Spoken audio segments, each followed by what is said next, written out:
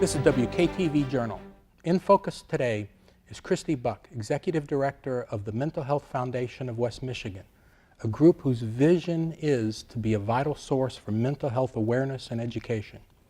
Today she is talking about the Foundation's Be Nice program, an effort to reach into local schools and to reach local students on a personal level with the message of how they can be part of the solution to youth suicide. Thank you for joining us today. Great to be here today. So tell us a little about the Mental Health Foundation of West Michigan, its history, your history with it, and then how did Be Nice sort of develop out of that? Sure. The Mental Health Foundation of West Michigan has been around since 1990, and it was actually created by a case management agency called Transitions. And so following a capital campaign, they saw momentum in the community to raise money and awareness for mental health disorders.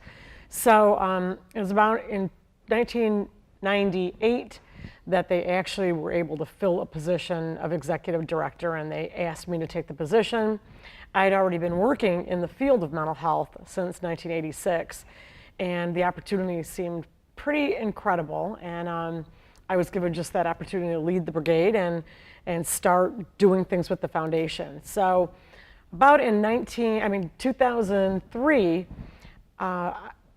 I was kind of wanted a different focus for our organization, and that was to really go into the community and begin the conversation. And so making a phone call to a local school district, they were enthusiastic about having information brought into their psychology class.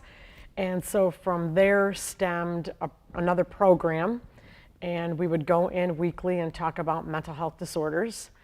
And then in about 2010, the conversation was shifting, and that was following the death by suicide of a young man named Tyler Clemente. And he was a student at Rutgers University, and following an incident where his roommate posted photographs of him on social media, Tyler took his life. And when they looked at what was going on, he had struggled with anxiety and depression when he was in high school. And then when he got to college, this incident brought back that illness. Right. And causing shame, guilt, and the fear to come forward and letting people down and everything that Tyler was going through. And so the focus turned to bullying. And so the foundation, we'd been doing a lot of mental health education, and we're asked, what are you going to do about this bullying problem and cyberbullying? So we created this logo, Be Nice, period. And from there, it was on t-shirts. And you just can't wear something on a shirt and expect people to just do it. And with that, we created the acronym. And so there it's been. And so it was created in about 2011. In 2014, we took all of our ideas and things that we were doing with this program and put it into a curriculum. So now it's in a kit, available to schools. It's available to businesses now, civic organizations, because we intend to fill every silo with this action plan. Very good. So the letters of NICE, N-I-C-E, in Be Nice, I know stand for Notice, Invite, Challenge, and Empower. Now we have a graphic for this, but please go into a little more depth on each of those steps. Yeah. To notice means to notice what is good, what is right, and that's that whole piece where I'm going to be nice, right? Noticing what is good, what is right. But the reason behind it is because if you notice what is good and what is right about someone, then I am able to notice what is different about that individual, okay? You need that skill set. So every day I can go to school, I could go to my place of employment, and I notice every day what's good and what's right about Ken, what's good and what's right about Christy. But then suddenly I see a change in their behavior, a change in how they are thinking, acting, and feeling, which is their mental health. Right. The I is to invite. Invite myself, one, to let them know what is good, what is right, stay consistent with that, invite myself to reach out, and when it comes to noticing the differences in someone, I'm going to invite myself to have a loving, caring conversation. And that is to let that person know that I am concerned about them, what I've noticed, starting with the good and the right, what is normally what I see good, right, but what is different. C, challenge the stigma. That person might be not wanting to go seek help, not wanting to talk. Encourage them to challenge that stigma they may have, that it can be more serious and maybe there's help available. There is help available. Challenge the person to seek help.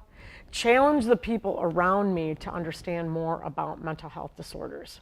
Challenge myself if I am that concerned that that person may be struggling with suicidal thoughts, then I'm going to ask them the question, to challenge myself to ask them if they're thinking about killing themselves. And then ultimately it's empower. Empower that person with my help to go get help. Empower that person to see within themselves what protective factors they have, what things in their life are always there for them to build that resiliency. And a lot of times when people are struggling with depression, they don't see that. And some of those protective factors are loving, caring family, being connected to my school, accessing services, utilizing services, maintaining good boundaries, staying away from alcohol, faith, spirituality, hope. So all of those things, that's that point where I really want to empower that person to understand those about themselves. Okay. The one that strikes me the most, I think, is challenge. The idea that you challenge yourself to be involved. Yes. But you challenge the other person to accept, to sort of that I'm trying to be involved in your life, in your issue. So it is sort of a two-way challenge. It's isn't it? huge. It is absolutely a two-way challenge, and that sometimes is that sticking point where if I don't challenge that person and empower them, okay, they need to understand it's like a physical illness. If you want to get better, right, you got to take some steps towards that. I can't force people, but when somebody sees that I care enough to notice and to invite, right, it leads to empowerment. And I say this in a proactive way. I say this in a very positive way. I believe it. And people tell me every day that they keep the brochure, the steps, next to their phone, next to them when they're talking to their kids, when they're talking to loved ones.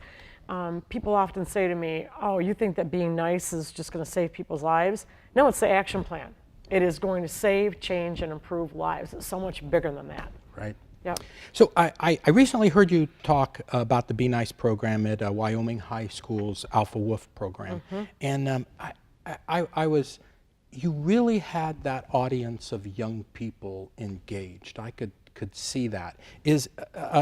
Tell me a little bit about how you engage young people in that setting. Right. I mean, sometimes it's a one-on-one situation, but you're engaged with a lot of people there. How do you do that?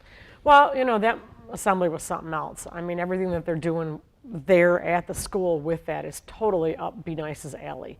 It is noticing and recognizing the good in kids, inviting ourselves to award them this, challenging the other students, be up here, do the same thing, and then ultimately empower those around you to do the same. What is good, what is right, be an alpha, right? So, you know, my history with the foundation has always been working with groups of kids, and now, I mean, I think I'm probably in my 100th assembly, so it's not new and familiar to me, but I know that this information is extremely valuable to kids, and that motivates me. I'm really passionate about it. I grew up in a house where I had a mom who struggled with clinical depression, and there were times when I would get up and not even know if my mom was going to be able to take me to school. And I think I get my motivation from that whole circumstance. She went on to get better with the love and the support of our family, using the protective factors, accessing services, utilizing the services, taking her medication, being around family, going to church, engaging in things, finding new hobbies for herself.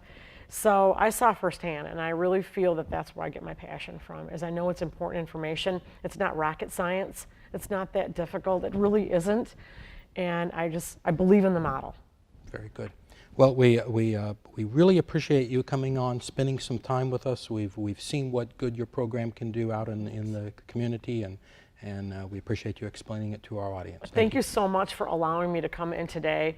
And you know, we're excited about, you know, in about 7 months we'll have our evidence-based research study that's being done by Grand Valley State University. Our results will be in. So far, everything is coming back really great, and it'll be great to come back and maybe to share those results with the viewers. We would love to share it. Great. Okay, thank you. Very good. Thank you. This has been WKTV Journal in Focus. I'm Ken Norris. Thanks for joining us today, and remember, learn more, get involved.